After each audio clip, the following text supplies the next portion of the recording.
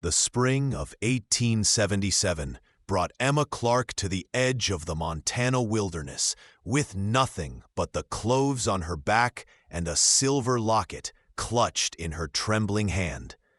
She stood outside the general store in Copper Ridge, her stomach hollow with 3 days of hunger, watching through the dusty window as the shopkeeper arranged canned goods on wooden shelves.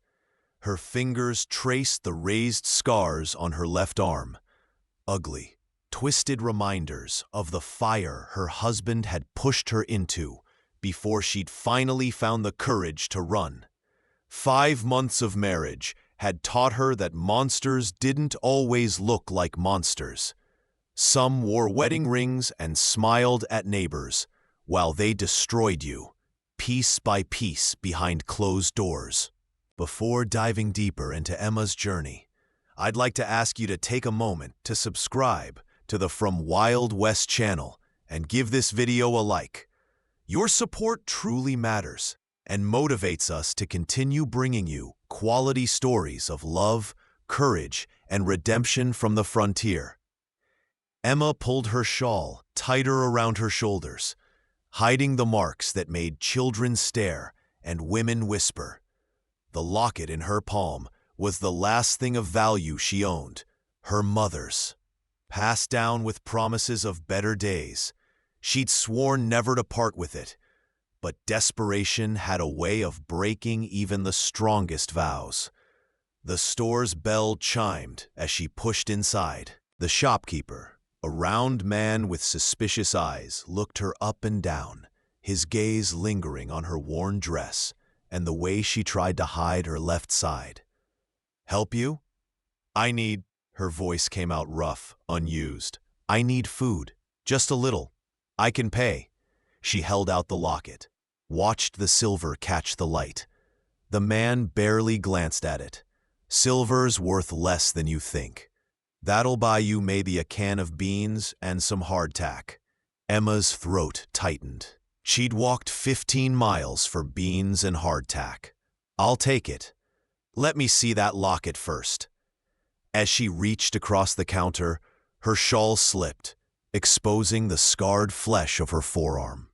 The shopkeeper's face twisted in disgust, and he pulled back as if her touch might contaminate him. "On second thought, I don't need. I'll give her what she needs." The voice came from behind her, deep and steady as bedrock. Emma turned to find a man standing in the doorway, silhouetted against the afternoon sun. As he stepped forward, details emerged. Tall, broad-shouldered, maybe 30 years old, with dark hair that brushed his collar and eyes the color of whiskey. A rancher, by the look of his dusty boots and sun-weathered skin. A scar ran along his jawline, old, faded, but visible. "Mr. Dalton," the shopkeeper straightened, "I wasn't aware you knew this woman." "I don't." The man, Dalton, moved closer, and Emma caught the scent of leather and sage. "But I know desperation when I see it, and I know cruelty too." His gaze shifted to the shopkeeper, hardening. "Put together a proper supply. Flour, coffee, salt pork, beans, dried fruit, sugar, tea. Add it to my account." "That's not necessary," Emma said quickly. "I can pay."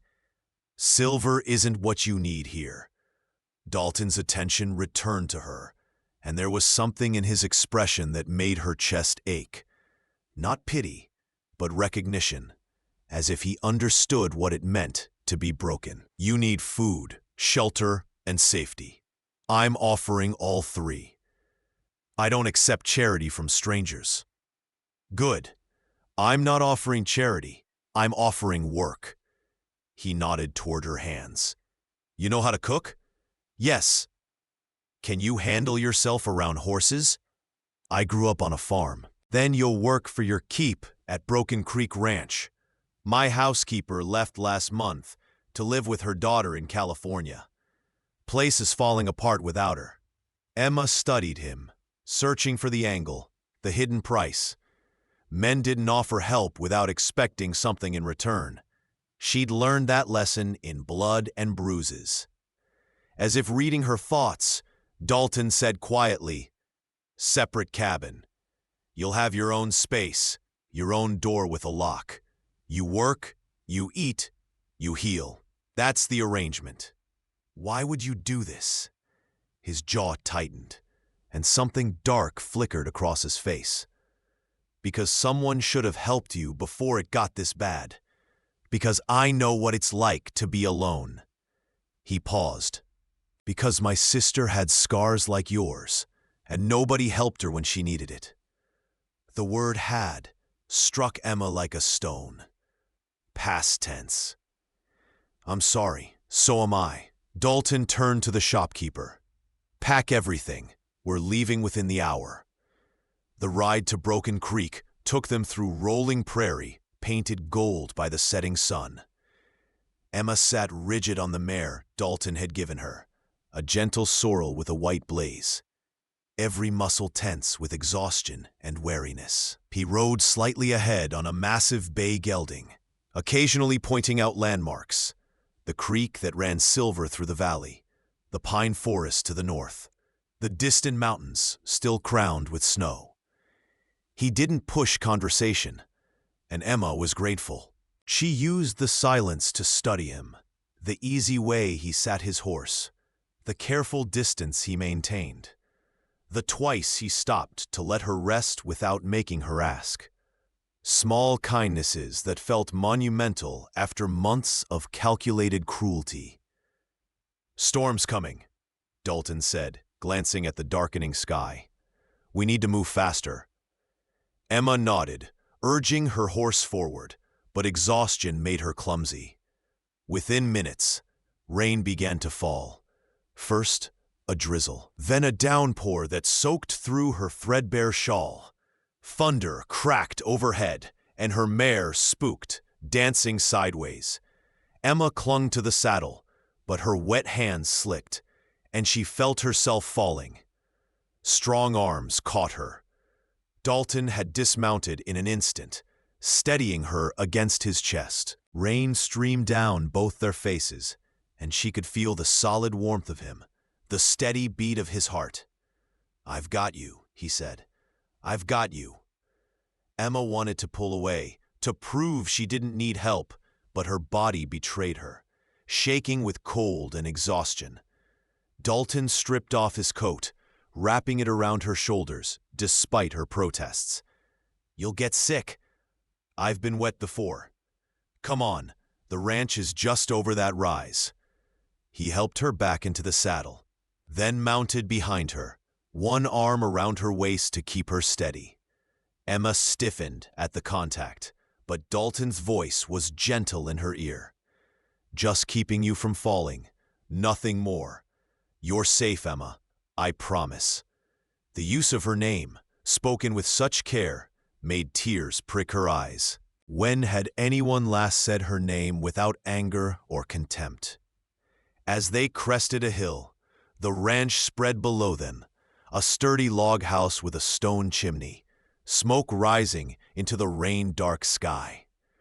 A barn and corrals, a smaller cabin set apart beneath a cottonwood tree. Modest, but well-maintained, the kind of place built by someone who intended to stay. "That's yours," Dalton nodded toward the small cabin. "I had my foreman clean it out last week, put in a new stove. Bed's decent, chimney draws clean." "You were expecting someone?" "Hoping, maybe. Gets lonely out here with just ranch hands for company." He dismounted, then helped her down, his hands careful on her waist. "Come on, let's get you warm and dry." The cabin was small but clean, with an iron-frame bed covered in quilts, a table and 2 chairs, a cook stove already stocked with wood. A wash basin sat on a stand near the window, and through the glass, Emma could see the ranch house 50 yards away, close enough to call for help, far enough for privacy. Dalton immediately set about building a fire in the stove, his movements efficient and practiced. Within minutes, warmth began to fill the small space. "Lock's new," he said, demonstrating the heavy bolt on the inside of the door.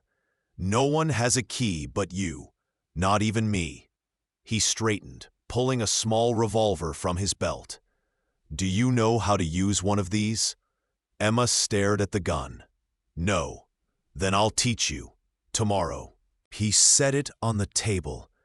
"That stays here. If anyone tries to come through that door uninvited, you defend yourself. Understand? Why are you doing all this?" Dalton's hands clenched at his sides. "Because Sarah screamed for help, and nobody came. Because she died alone and afraid, and I wasn't there to protect her. Because every time I see a woman in trouble, I see my sister's face." He met Emma's eyes. "You're not property. You're a person with the right to safety and dignity. And as long as you're on my land, you have both." Emma's throat constricted. "Thank you." "Don't thank me yet. Sun's up at 5, and there's a full day's work ahead." But his voice was soft, and when he looked at her, she saw exhaustion that mirrored her own. "Get some rest. I'll leave food on the porch. If you need anything at all, you come to the main house, day or night. Understood?" Yes. He was almost through the door when Emma spoke. "Your sister, what was her name?" Dalton's shoulders tensed. "Sarah. Her name was Sarah." "I'll remember her." He nodded once, then disappeared into the rain. Emma stood alone in the warm cabin, listening to the storm rage outside, and for the first time in months, she allowed herself to hope. Emma woke to birdsong and the smell of coffee. For one disoriented moment, she thought she was back in Pennsylvania, in her childhood bedroom, before everything went wrong. Then reality settled. The unfamiliar cabin, the ache in her bones, the weight of all she'd lost. But also safety. For the first time in months, she'd slept without nightmares. A tray sat on the porch outside her door, covered with a cloth. Coffee, cornbread, eggs, butter, a jar of preserves. Steam still rose from the cup, which meant Dalton had been here minutes ago. The thought made her pulse quicken, though whether from anxiety or something else, she couldn't say. She ate slowly, savoring every bite, then washed her face and braided her hair. Her dress was the same one she'd worn for days, stained and torn at the hem. She'd have to ask about laundry, about whether she could mend her clothes, or if that was presuming too much. A knock on the doorframe made her jump. "You decent?" Dalton's voice, carefully neutral. "Yes." He appeared in the doorway, hat in hand, looking uncomfortable. "Thought you might need these." He held out a bundle of clothes, simple cotton dresses, an apron, a warm shawl, undergarments that made Emma blush. They were Sarah's, been in a trunk for 3 years. Seems wrong to let them gather dust when someone could use them. Emma took the bundle carefully, as if it might break. "I can't. You can." Dalton's voice was firm. She'd want that. She'd want to help. He cleared his throat. "There's a wash tub behind the main house, if you want to clean up properly. Pump's working, water's clean. Take your time. When you're ready, come to the kitchen. I'll show you around." An hour later, Emma stood in the kitchen of the main house, feeling almost human for the first time in weeks. She'd washed thoroughly, changed into one of Sarah's dresses, a simple blue calico that fit surprisingly well, and braided her damp hair. The scars were still visible on her arm, but the clean clothes made her feel less like a vagrant. The ranch house kitchen was large and surprisingly tidy for a place without a woman's touch. Cast iron pans hung on the wall, a massive stove dominated one corner, and windows flooded the room with morning light. Dalton stood at the counter, attempting to slice bread with comically poor results. "I can handle horses and cattle," he said without looking up. "But bread apparently requires different skills." Emma felt a smile tug at her lips, the first in longer than she could remember. "Let me." She moved to the counter, taking the knife from his hand. Their fingers brushed, and she felt the calluses on his palm, the warmth of his skin. He stepped back immediately, putting space between them. "I'm not good at this," he said abruptly. "Bread cutting? People, talking, knowing what to say." He met her eyes. "But I need you to understand something.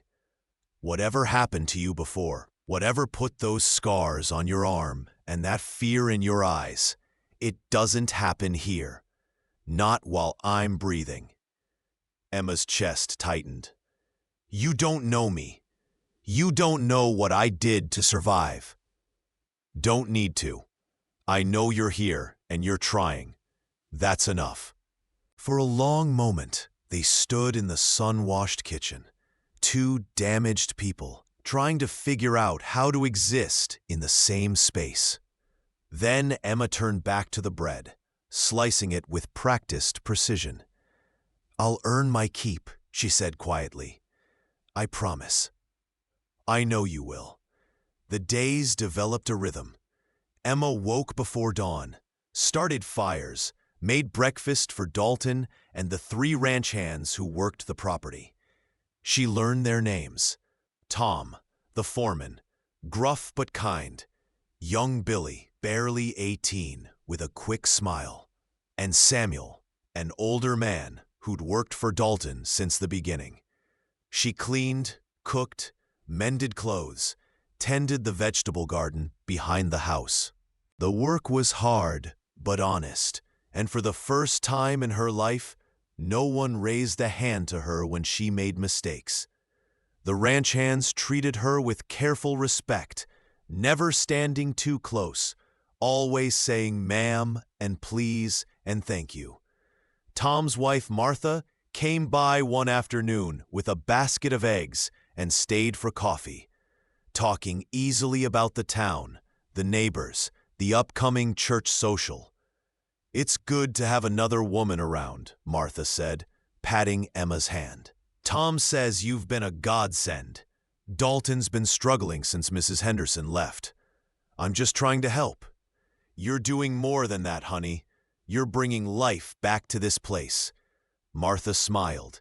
"Dalton's been alone too long, lost in his grief. But I've seen him smile more in the past week than in the past 3 years." Emma didn't know what to say to that, so she just refilled Martha's coffee. Dalton was gone most days, working cattle or mending fences across the vast property.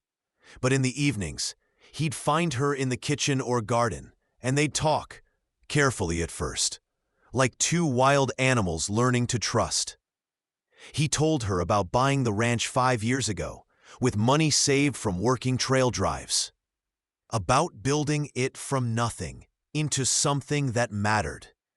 About Sarah, who died in childbirth, with a husband who beat her. How Dalton had been too far away to help. "I was in Wyoming, driving cattle to market," he said one evening as they sat on the porch, watching the sunset paint the sky crimson and gold. "Got the telegram 3 weeks after she died. By the time I made it back to Missouri, she was already buried."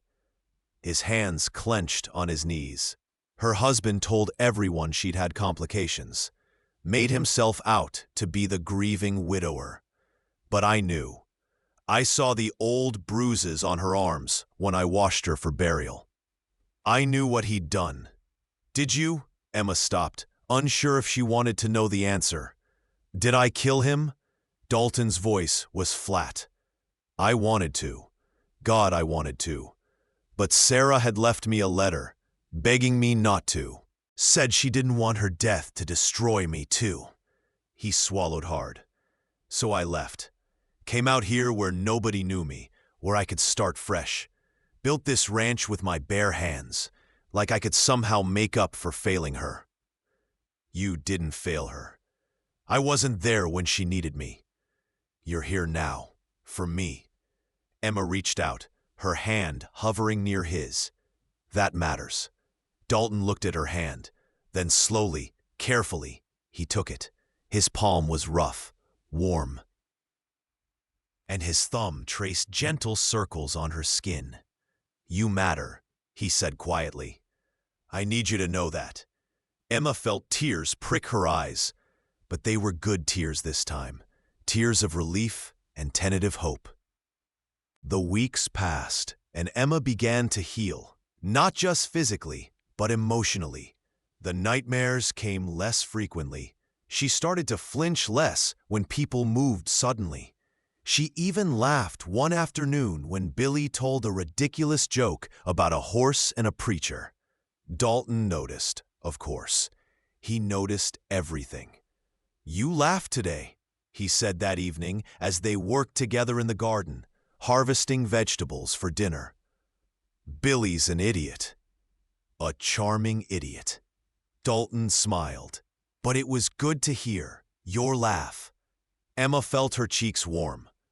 I didn't think I remembered how. You're remembering a lot of things. His eyes met hers across the tomato plants. How to smile, how to relax, how to be yourself. I'm not sure I know who that is anymore. Then we'll figure it out together. That word again, together. It had become a promise between them, unspoken but solid. A month into her time at Broken Creek, Dalton announced it was time for Emma to learn to shoot. I don't want to kill anyone, she protested as he led her to a clearing behind the barn. Neither do I, but you need to know how to protect yourself. He showed her the revolver, the same one he'd left in her cabin. This is a Colt .45, heavy but reliable. I'll teach you to handle it, to respect it, to use it only when absolutely necessary. The weight of the gun in her hand felt strange, dangerous. Dalton stood behind her, his hands guiding hers into the proper position. Feet shoulder-width apart. Breathe steady. Squeeze the trigger. Don't pull. His breath was warm against her ear, and Emma found it hard to concentrate on anything but his nearness. The first shot went wide, making her stumble backward into his chest. Dalton steadied her, his hands on her shoulders. Good. Try again. By the end of the afternoon, Emma could hit the target 3 times out of 5. Her ears rang and her hands ached, but she felt powerful in a way she never had before. You're a natural, Dalton said, pride clear in his voice. I had a good teacher. He smiled, that rare, beautiful smile that transformed his serious face. Come on, I want to show you something. He led her on horseback into the hills above the ranch to a meadow filled with wildflowers, lupins, an Indian paintbrush, and wild roses. The view stretched for miles, mountains and prairie and endless sky. This is my favorite place, Dalton said, dismounting and helping her down. When things get too heavy, I come here. Reminds me the world is bigger than my problems. Emma turned slowly, taking it all in. It's beautiful. So are you. She froze, sure she'd misheard. But when she looked at him, Dalton's expression was open, honest, almost vulnerable. You don't have to say anything. I just needed you to hear it. He stepped closer, slowly, giving her time to retreat. Emma, I know it's too soon. I know you're still healing. But I can't pretend anymore that you're just my housekeeper. Can't pretend I don't think about you every moment you're not around. Can't pretend my heart doesn't stop when you smile. Emma's breath caught. Dalton, I'm not asking for anything. I just need you to know. Someone sees you, really sees you, not the scars or the fear or the past. I see the woman who sings while she works, who's gentle with the horses, who makes Billy laugh and gives Tom extra biscuits when she thinks I'm not looking. I see someone extraordinary. Tears spilled down Emma's cheeks. I don't know how to do this, how to trust that you won't. I'll die before I hurt you. His voice was fierce. Emma, look at me. She did. I will never raise my hand to you. I will never make you feel small or worthless or afraid. I will spend every day proving that you deserve to be cherished, not broken. That's my promise. Emma couldn't speak. All she could do was step forward, closing the distance between them, and rest her forehead against his chest. Dalton's arms came around her, careful, protective, and for the first time since the fire, Emma let herself be held without fear. Go slow, she whispered. Please, I'm not ready for. We'll go as slow as you need. I've got time, Emma, all the time in the world. They stood there as the sun set, two broken people beginning to believe they might heal together. The next weeks brought a new kind of tension to Broken Creek. Not the sharp edge of fear Emma had known before, but something warmer, more hopeful. Dalton courted her in small ways. Wildflowers left on her cabin steps. A new book of poetry he'd bought in town. Teaching her to ride better so they could explore the ranch together. He never pushed, never demanded. He simply showed up, day after day, proving that love could be patient and kind. Emma found herself watching for him, listening for his footsteps, smiling when he entered a room. The ranch hands noticed, exchanging knowing glances when Dalton lingered in the kitchen longer than necessary, or when Emma's eyes followed him as he worked in the corrals. You care about him, Martha said one afternoon as they preserved vegetables together. Emma's hands stilled over the jars. Is it that obvious? Only to everyone with eyes, dear. Martha smiled. And he's head over heels for you. Always has been, I think, from the moment he brought you home. I'm afraid, Emma admitted. Afraid that if I let myself love him, something will go wrong. That I'll lose him, or he'll change, or you'll be happy? Martha took Emma's scarred hand gently. Honey, fear is natural after what you've been through. But you can't let it steal your future. Dalton's a good man. The best I know. He won't hurt you. How can you be sure? Because I've known him for 5 years, and I've never seen him be anything but honorable. Because when he talks about you, his whole face lights up like sunrise. Because the way he looks at you. Martha shook her head, smiling. That's not a man who's going to cause harm. That's a man who's found something worth protecting. That evening, as Emma and Dalton sat on the porch, watching stars emerge in the darkening sky, she finally found the courage to speak. I'm falling in love with you. Dalton went very still. Emma, I'm terrified, and I don't know if I'm ready, but I can't pretend anymore that I don't feel it. She turned to face him. You've given me safety and kindness and respect. You've never once made me feel like I owe you anything. You've been patient when I needed patience, strong when I needed strength, and somewhere along the way, I stopped just surviving and started living again. Because of you. Dalton's hand moved to her face, cupping her cheek with devastating gentleness. I love you too. Have from the start, I think. From the moment you stood in that store, with nothing but pride and refused to be pitiful. I was pitiful. You were magnificent. His thumb brushed away a tear. Emma, I don't need you to be ready for everything. I just need you to trust me enough to try. We'll figure out the rest as we go. Together? Together, he promised, and kissed her forehead, her cheek, the corner of her mouth.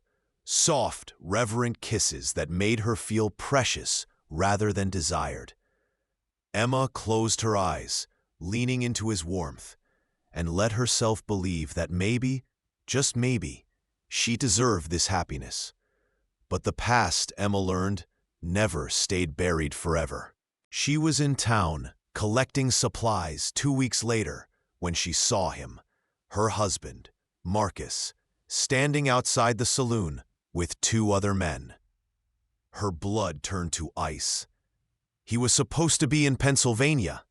He was supposed to think she was dead. Emma ducked behind a wagon, heart hammering, but it was too late.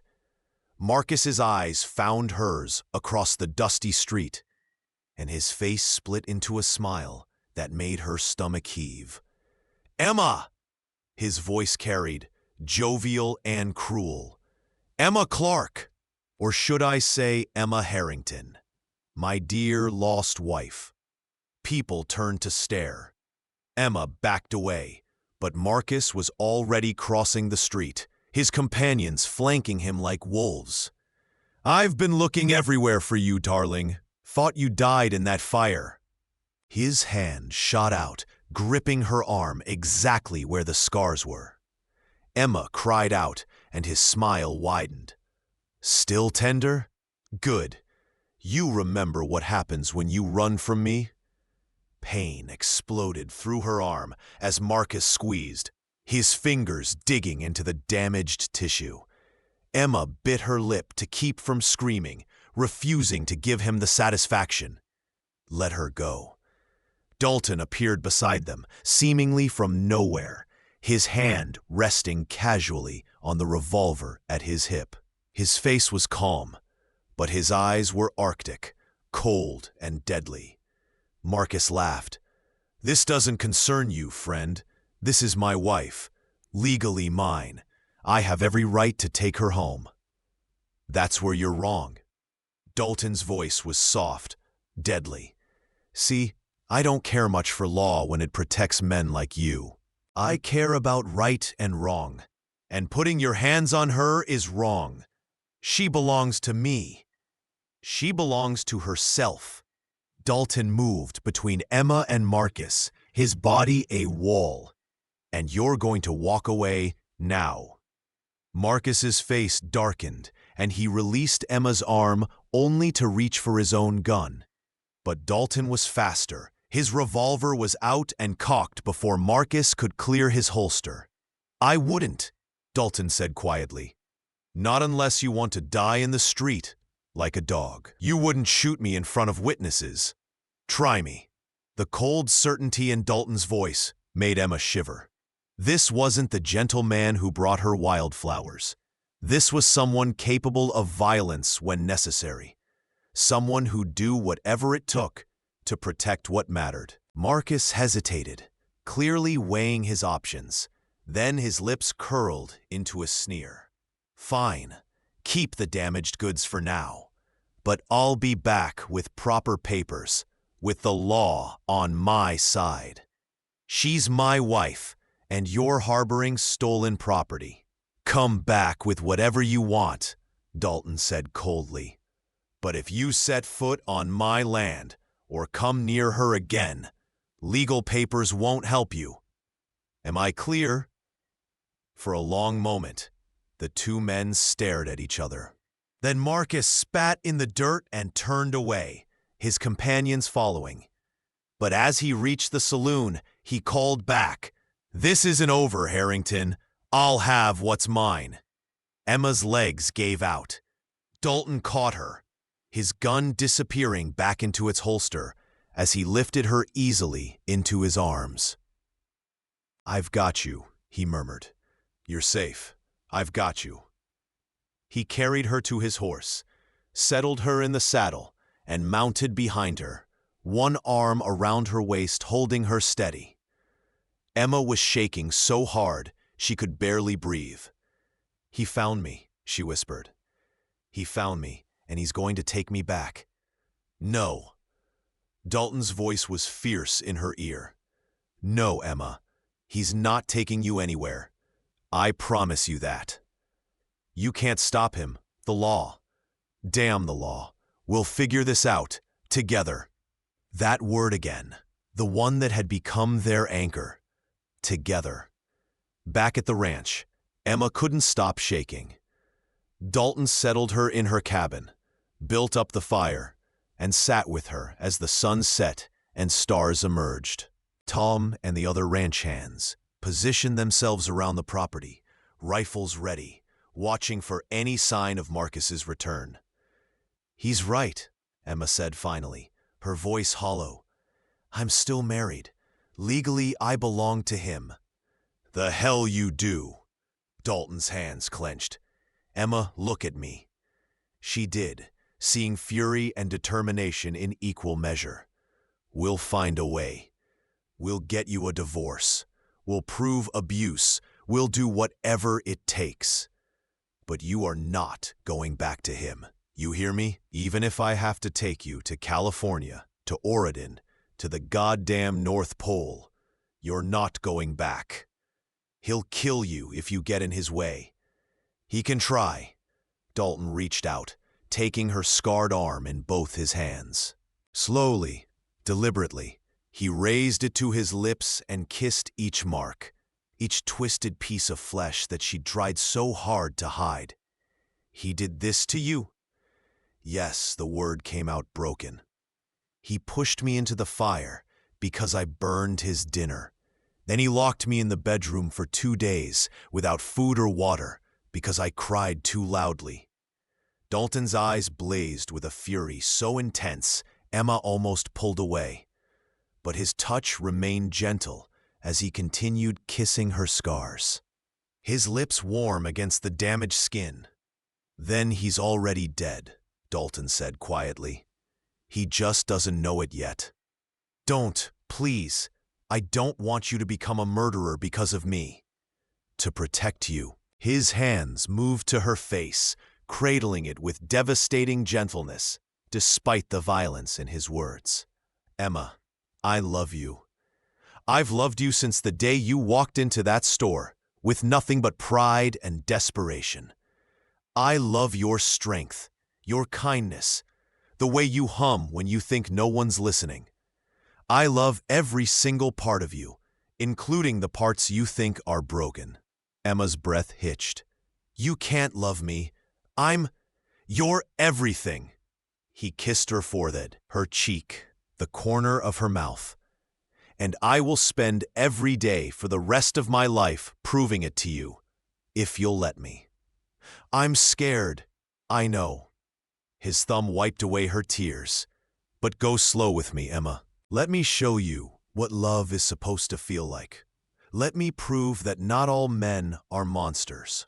Let me teach you that you deserve to be cherished. Emma closed her eyes, leaning into his touch. This man who had given her safety, who had never once raised his voice or his hand, who looked at her scars and saw beauty and survival rather than shame. Together, she whispered, the word both question and prayer. Together, he promised, pulling her into his arms. They stayed like that, as night deepened around them, two people clinging to each other and to hope, knowing that a storm was coming, but determined to face it side by side.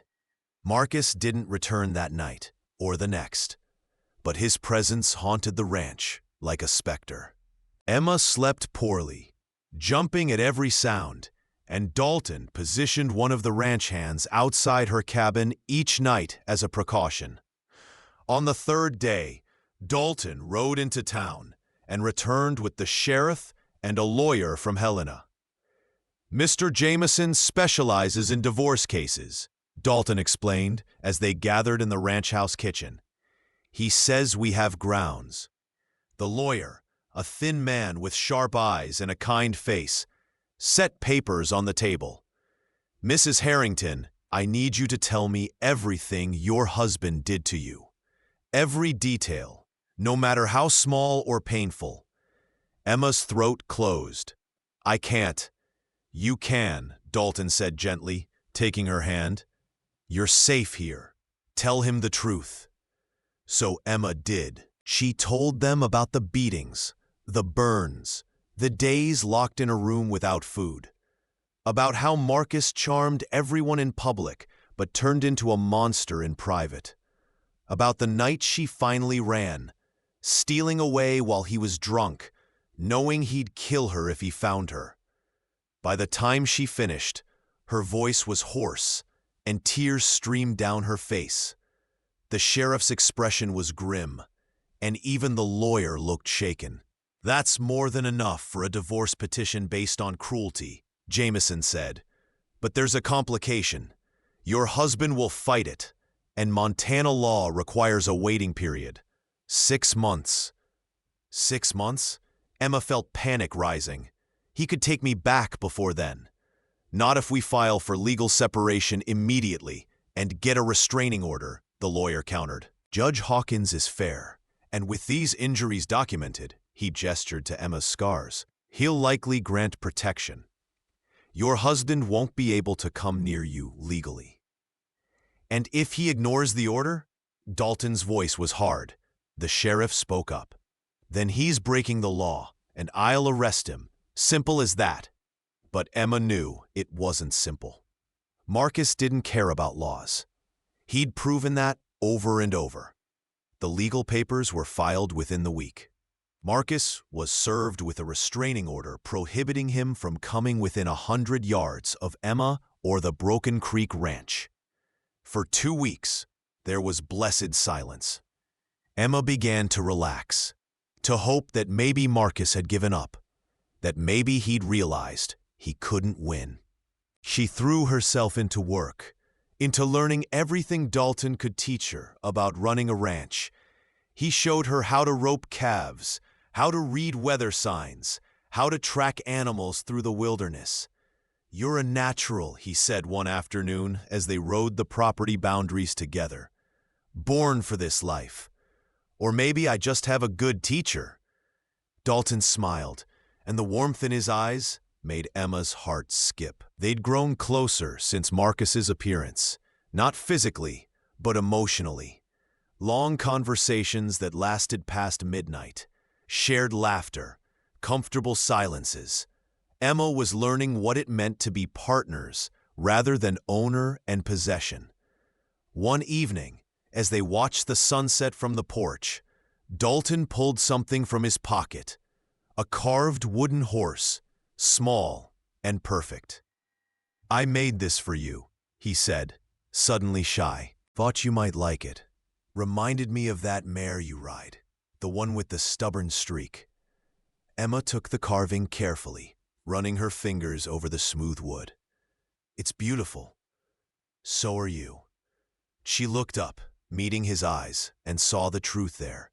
He really did think she was beautiful. Scars and all. Broken parts and all. Dalton, he leaned in slowly, giving her time to pull away, and pressed a gentle kiss to her lips. It was brief, chaste, but it sent warmth flooding through Emma's entire body. Too fast? He asked, pulling back. No. Emma touched her lips, marveling. Perfect. They sat together as stars emerged, and Emma felt something she'd thought lost forever. Contentment. The simple joy of being with someone who valued her, who made her feel safe enough to be herself. But happiness, Emma was learning, was a fragile thing. 2 weeks after the restraining order was served, Emma was alone in the garden when she heard horses. Too many horses. She looked up to see Marcus riding toward the ranch with at least a dozen men, rough, armed men who looked like they'd kill for money. Emma dropped her basket and ran for the house, but Marcus cut her off, his horse dancing between her and safety. Did you really think a piece of paper would stop me? He dismounted, his smile cold. You're my wife, Emma. Mine, and I'm taking you home. The sheriff is 30 miles away in town, and he's not coming. Marcus grabbed her arm, squeezing exactly where he knew it would hurt most. Emma screamed, and Marcus laughed. That's better. I've missed that sound. Let her go, Harrington. Dalton emerged from the barn, rifle in hand, Tom and the other ranch hands behind him. But Marcus had brought an army. Rough men with guns and no conscience. Hired muscle from the mining camps.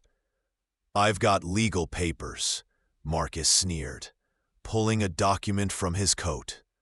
Judge in Pennsylvania says I have every right to take my wife home. This Montana restraining order? Meaningless. Your wife is a person, not property. Dalton's voice was stay, but Emma could see the calculation in his eyes. 4 men against 13. Impossible odds. The law disagrees. She's mine, and I'm leaving with her. Try to stop me, and my men will burn this ranch to the ground. Marcus hauled Emma toward his horse, and she struggled, fighting with everything she had. Dalton! Her voice was raw with fear. Don't let him take me, please! Dalton raised the rifle, but one of Marcus's men put a gun to Tom's head. Drop it, the man growled, or the old man dies. Dalton hesitated, torn between protecting Emma and saving his foreman's life. In that moment of indecision, Marcus shoved Emma onto his horse and mounted behind her. Pleasure doing business with you, Dalton, Marcus called mockingly. Maybe next time don't get attached to another man's property. The gunshot exploded through the afternoon air, and Marcus's hat flew off his head. He froze, and so did everyone else, trying to locate the shooter. Then another shot, dropping one of Marcus's men from his saddle. Then another, and another, impossibly accurate, coming from the ridge behind the ranch house. What the hell? Marcus spun, trying to locate the sniper. Through the confusion, Emma saw them. Townspeople, dozens of them, armed and advancing. The shopkeeper who'd once scorned her, Dr. Patterson, the blacksmith, Martha with a rifle, women from the church with faces like stone, even young Billy's mother, holding a shotgun with steady hands. We've got a different view of law out here, Harrington, the sheriff said, riding up with his deputy and 6 more armed men. And we don't take kindly to men who beat women and call it marriage, especially when those women are part of our community. Marcus's face went purple with rage. You can't. I can, and I will. The sheriff nodded to his deputy. Arrest these men for violating a restraining order, attempted kidnapping, and threatening behavior. As for you, Harrington, you've got 2 choices. Sign divorce papers, giving Mrs. Clark her freedom, and leave Montana permanently, or face trial for attempted kidnapping and assault. We've got a doctor willing to testify about those scars, and about 24 witnesses who'll swear you just tried to abduct a woman against her will. This is insane. No, this is justice. Dalton had moved closer, his rifle now trained on Marcus. And if the law doesn't satisfy me, we can settle this another way. Just you and me, no guns, out in that field. See if you're as tough when you're fighting someone who can fight back. Marcus looked around at the armed townspeople, at Dalton standing ready to fight, at Emma herself, no longer cowering, but sitting tall on the horse, surrounded by people who'd chosen to protect her. Fine, he spat. Divorce her. Keep the damaged. See if I care. Emma flinched at the words, but Dalton was there instantly, pulling her down from Marcus's horse and into his arms. You're not damaged, he murmured against her hair. You're free. The sheriff's men took Marcus and his hired thugs into custody. The lawyer appeared with divorce papers already prepared, and Marcus signed them with vicious strokes of the pen, cursing the whole time. Within an hour, Marcus Harrington was gone from Emma's life forever, escorted to the town limits with a warning never to return to Montana territory. Emma stood in Dalton's arms, watching her former husband disappear into the distance, and felt something crack open inside her chest. Not pain, but release. The weight she'd carried for so long, the fear that had colored every moment, simply dissolved. "It's over," she whispered. "It's really over." "It's over," Dalton confirmed, his arms tightening around her.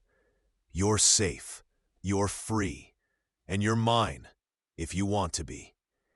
Emma pulled back to look at him. Really look at him. This man who had saved her, protected her, loved her through all her broken places. This man who had taught her that strength could be gentle and love didn't have to hurt. "I want to be," she said clearly. "I want to be yours, and I want you to be mine. Together." "Together," he echoed, and kissed her as the sun set over Broken Creek, as their friends and neighbors cheered, as a new life, a real life, finally began. That evening, after the townspeople had gone home and the ranch settled back into quiet, Emma and Dalton sat on the porch of her cabin. The divorce papers sat on the table between them, proof that she was no longer bound, no longer anyone's property but her own. "What happens now?" Emma asked. "Whatever you want." Dalton took her hand, his thumb tracing circles on her palm. "You can stay and keep working as my housekeeper. You can take your freedom and go anywhere you want. I'll give you money, a horse, whatever you need. Or, he pulled a small box from his pocket, his hands shaking slightly. Inside was a simple gold band with a small diamond, nothing extravagant, but clearly chosen with care. "Or you could marry me, not because you need protection or because you owe me anything. Marry me because I love you, and because I want to spend every day proving that you're worth loving. Marry me because when I think about my future, you're in every part of it." His voice dropped to a whisper. "Marry me because I need you, Emma. Not as a housekeeper or an obligation, but as a partner, as my wife, as the person I want beside me for the rest of my life." Emma stared at the ring, tears streaming down her face. "I don't know if I know how to be a wife. Not a real one. All you know is survival." "I know." Dalton cupped her face gently. "But Emma, love isn't about knowing how. It's about being willing to learn together. I don't need you to be perfect. I just need you to be you. I'm broken. You're healing. There's a difference." He kissed her forehead. "And I'll be there for every part of that healing. Every nightmare, every moment of doubt, every time you need someone to remind you that you're worthy of love. I'll be there, Emma. Always." Emma looked at this man, this incredible man, who had seen her at her lowest and chose to see her value anyway, who had given her safety and kindness and respect when she had nothing, who had taught her that love could be patient and gentle and real. "Yes," she whispered. "Yes, I'll marry you." Dalton's face lit up with joy, and he slid the ring onto her finger with shaking hands. Then he pulled her close, holding her like she was something precious and irreplaceable.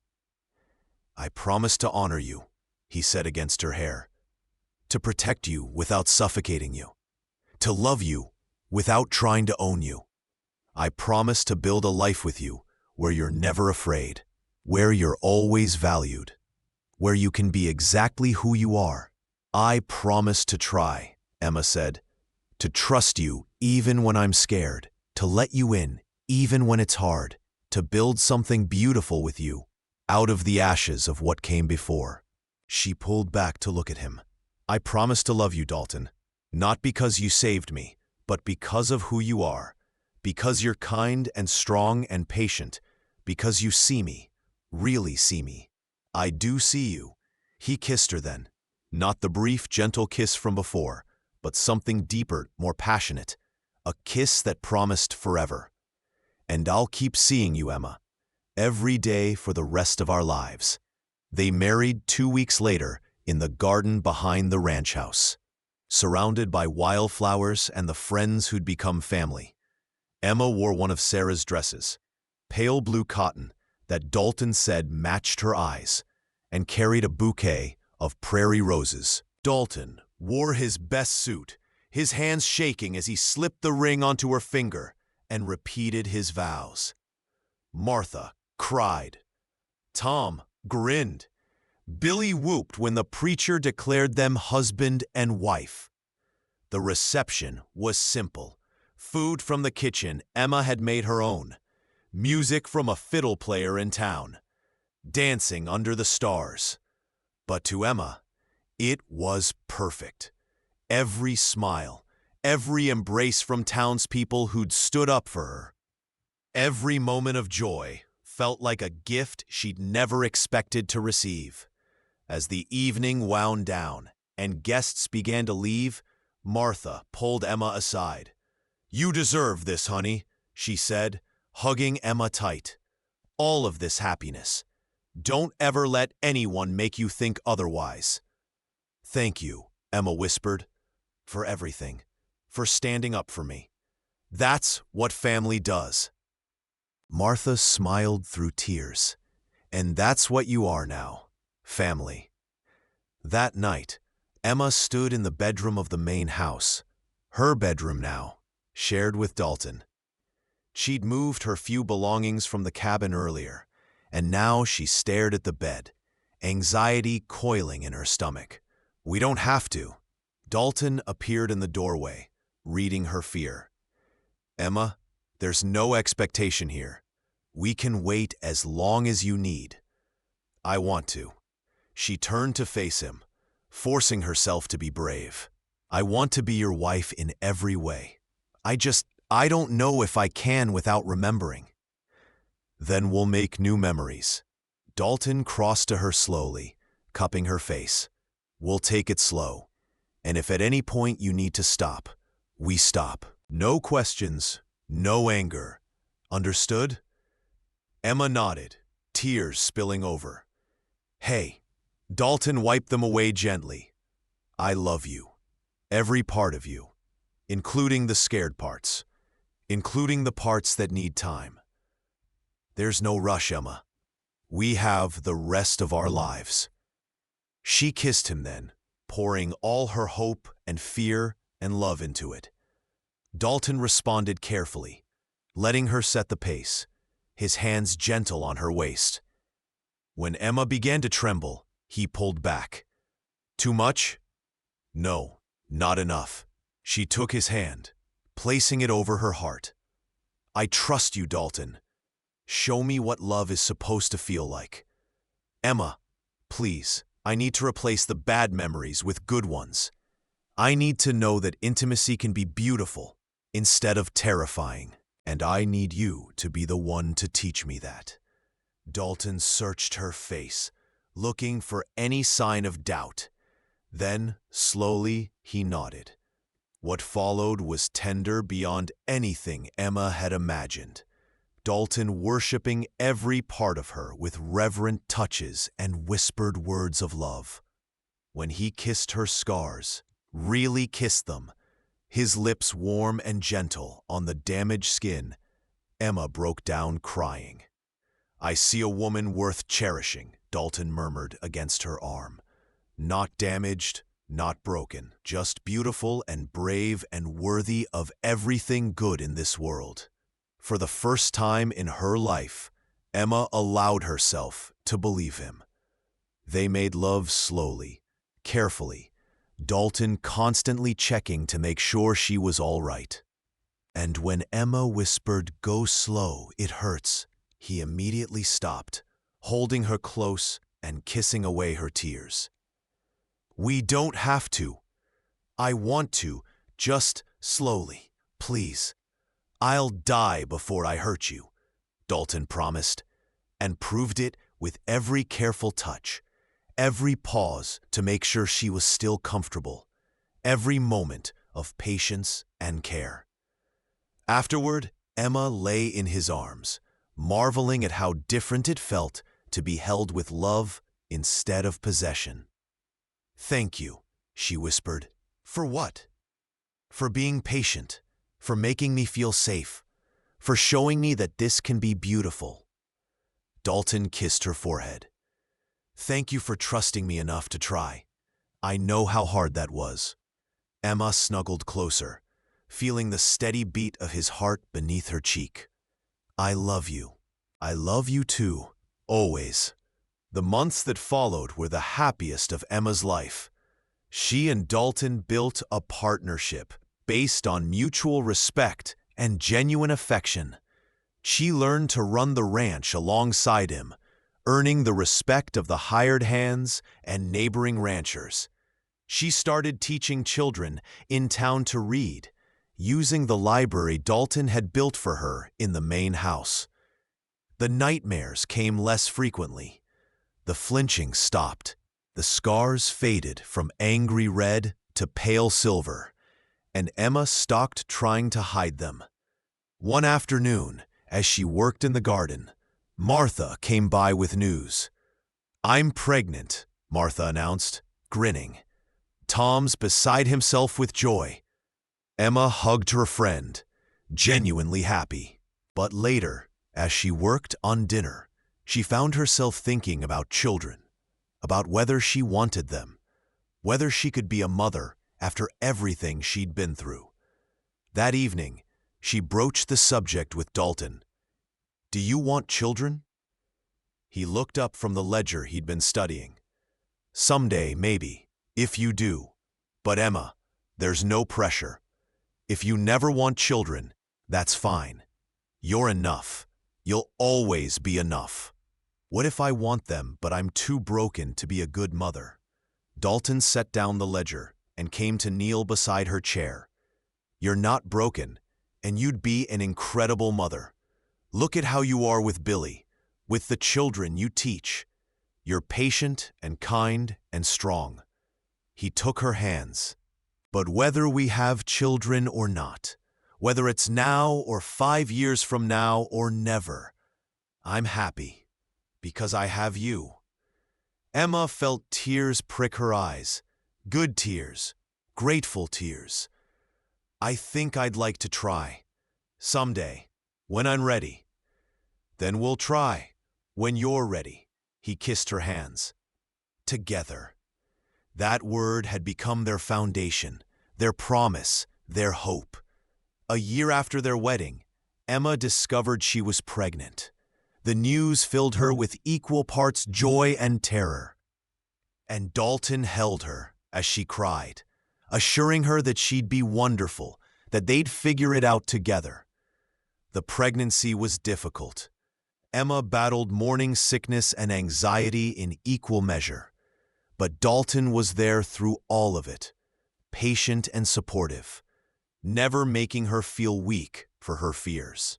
Patterson monitored her carefully, and Martha visited often, sharing her own experiences and reassuring Emma that her worries were normal. "You're going to be a wonderful mother," Martha said one afternoon as they sat on the porch, Emma's hand on her swollen belly. "That baby is so lucky to have you. I'm terrified I'll do something wrong, that I'll hurt them somehow." "Emma, honey, you're not your husband. You're not capable of that kind of cruelty." Martha squeezed her hand. "You're going to love that child fiercely and protect them with everything you have. That's what mothers do." When Emma's labor began, on a snowy December evening, Dalton refused to leave her side, despite tradition dictating men should wait elsewhere. He held her hand, wiped her forehead, whispered encouragement through every contraction. "You can do this," he said as Emma screamed through another wave of pain. "You're the strongest person I know. Just a little longer, love. Just a little longer." Their daughter was born at sunrise, tiny and perfect, with a powerful cry that filled the room with life. Dr. Patterson placed the baby in Emma's arms, and Emma stared down at this small miracle, overwhelmed with love. "She's beautiful," Dalton whispered, tears streaming down his face. "Just like her mother." "What should we name her?" Dalton looked at Emma, then at their daughter. "Sarah, if you're willing. I think my sister would have loved to meet her." Emma thought of the woman she'd never known, whose clothes she'd worn, whose room she'd inherited, whose brother had saved Emma's life. "Sarah," she agreed. Sarah Grace Dalton. The years that followed brought more children, a son named Thomas after Tom, who'd become like a father to Emma, and another daughter named Martha. The ranch prospered, expanding to include more land and cattle. Emma's teaching program grew into a proper school, and she became known throughout the territory as a woman of strength and compassion. But through it all, the foundation remained the same: Emma and Dalton, partners in every sense of the word, facing life together with love and determination. 5 years after Sarah's birth, Emma stood in the same garden where she'd married Dalton, watching her children chase butterflies through the flowers. Sarah, now 5, had her father's dark hair and her mother's blue eyes, and absolutely no fear of anything. Thomas, 3, toddled after his sister with determined steps.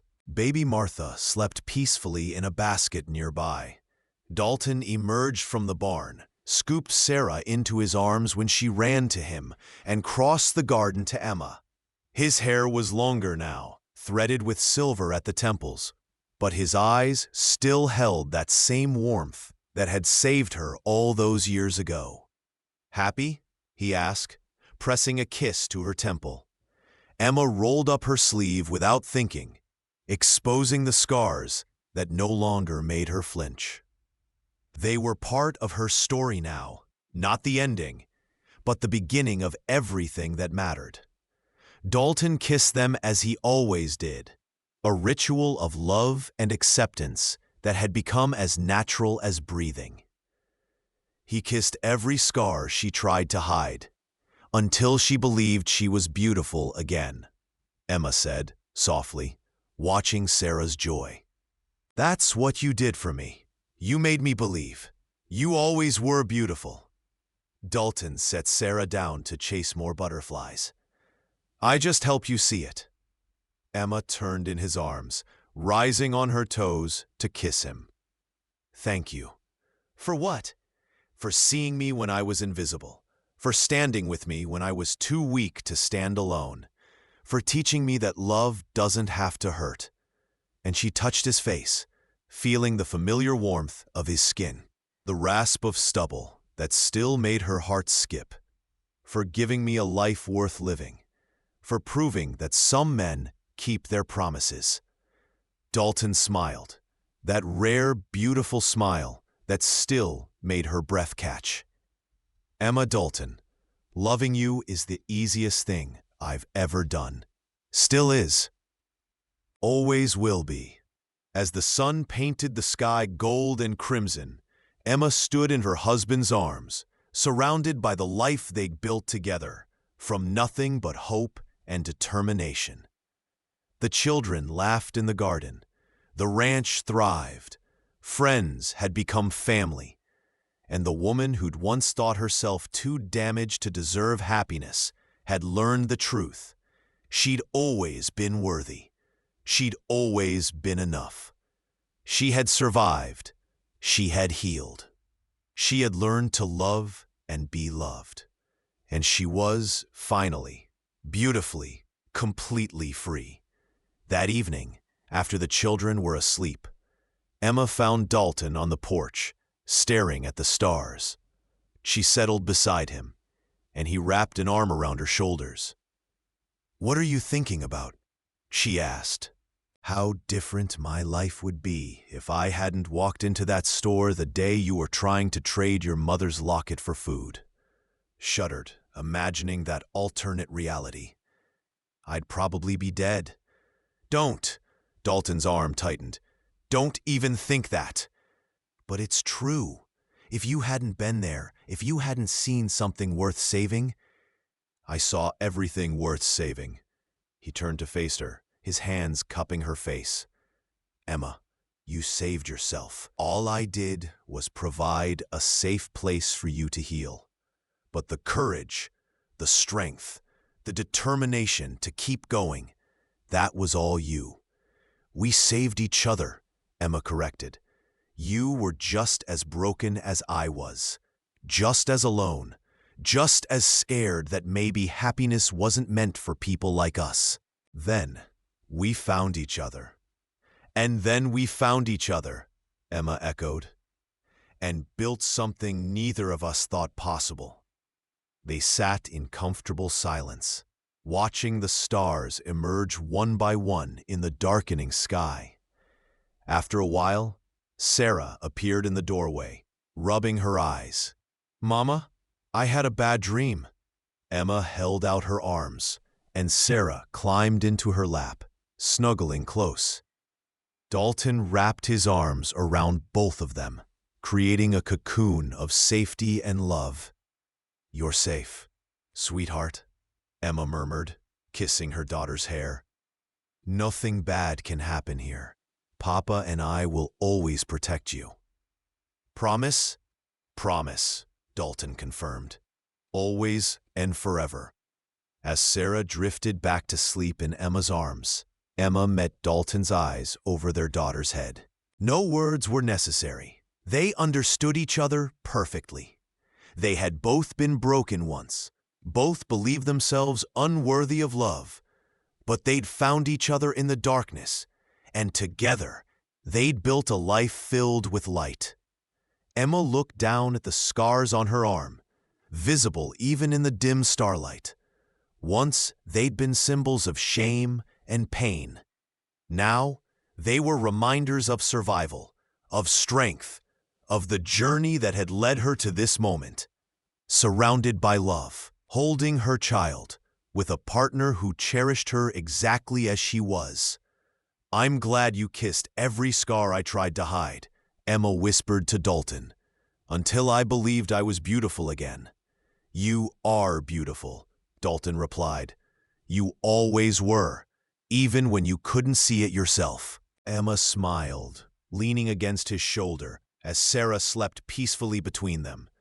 The Montana stars blazed overhead, the prairie stretched endlessly in all directions, and in the distance, she could hear the gentle sounds of the ranch settling for the night. Horses nickering in the barn, cattle lowing in the fields, the wind whispering through the cottonwood trees. This was home. This was family. This was love in its truest, most beautiful form. And Emma, once broken, once lost, once convinced she'd never deserve happiness, had finally, completely found her way home. Thank you so much for listening to this story. I'd love to know where you're enjoying this tale from. Are you listening at home, during your commute, or perhaps while working? Please subscribe to the From Wild West channel and share your thoughts in the comments below. What did you think of Emma and Dalton's journey?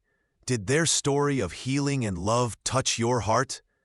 Your feedback means the world to us, and it helps us continue bringing you tales of courage, redemption, and hope from the American frontier. Until next time, may you find the strength to heal, the courage to trust, and the love you deserve.